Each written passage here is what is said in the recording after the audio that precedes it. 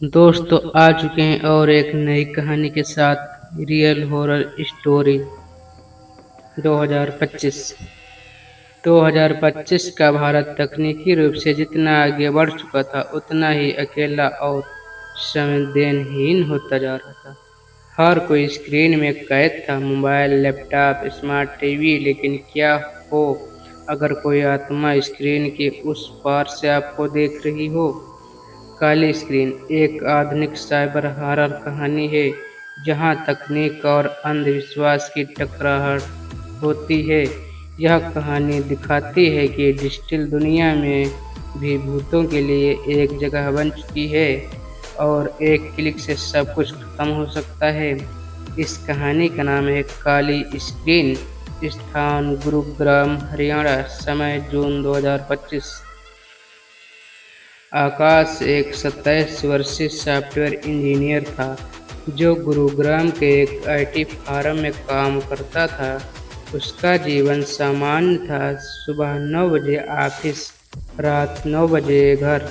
लेकिन 2025 की गर्मियों की एक रात ने उसका जीवन हमेशा के लिए बदल दिया।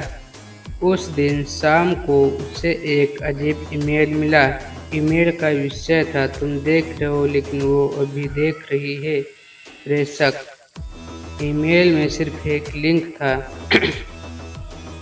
आकाश ने पहले इसे नजरअंदाज किया, लेकिन उस रात जब उसने अपना लैपटॉप दोबारा खोला, स्क्रीन अपने आप चालू हो गई, पूरी तरह काली, जैसे उसमें कुछ छिपा हो। अगले दिन ऑफिस में आकाश ने अपने कलीग विशाल को ईमेल दिखाया। विशाल ने हंसते हुए कहा, यह कोई डार्क वेब का स्पैम होगा, क्लिक मत करना। लेकिन आकाश की जिज्ञासा बढ़ गई। रात को उसने उस लिंक पर क्लिक किया। वेबसाइट खुलते ही उसकी स्क्रीन फिर से काली हो गई। कोई साउंड नहीं, कोई वीडियो नहीं, बस काला अंधेरा। तभी अचानक स्क्रीन पर एक चेहरा उभरा। एक लड़की, पीली आंखें, सिले हुए होंठ और सिर के दोनों ओर खून से सने बाल।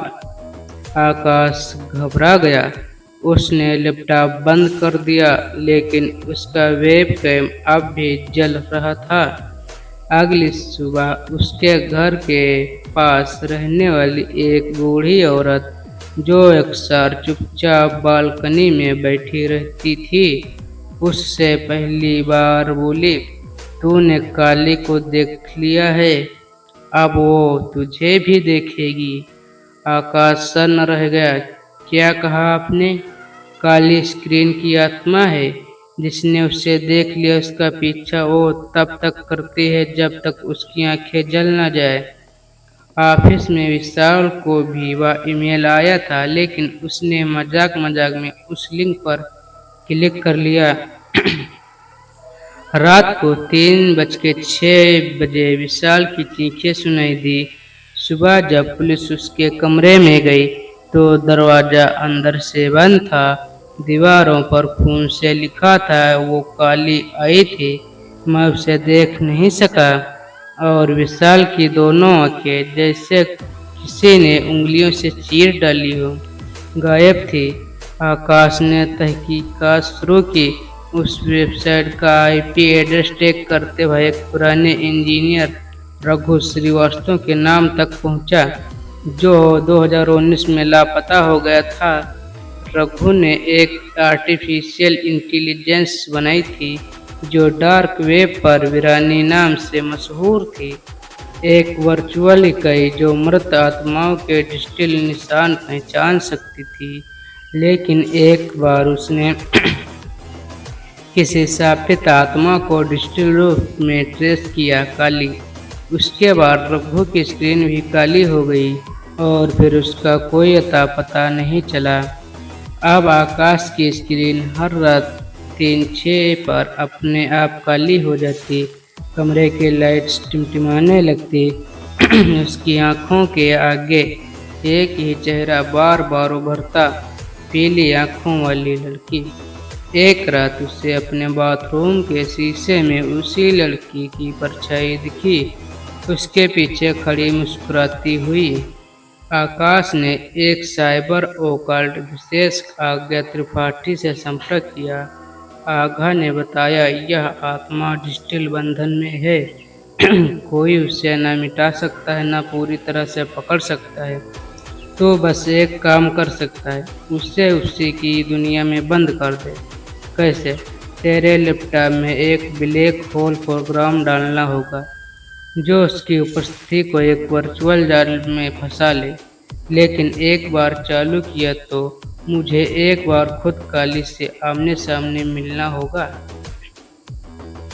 अंतिम रात 28 जून 2025 रात 3 बजे आकाश ने ब्लैक होल प्रोग्राम चालू किया।